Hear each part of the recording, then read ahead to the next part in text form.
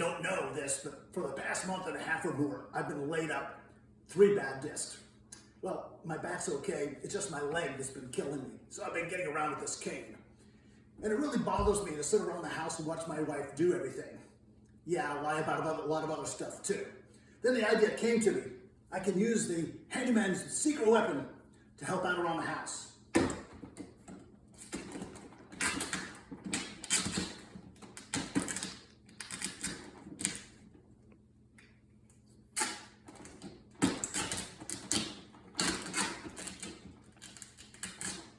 Now, good safety practices dictate that you should wear air protection when we're using heavy equipment that makes a lot of noise.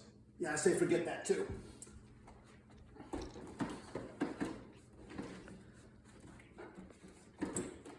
Make sure you don't cover the button up.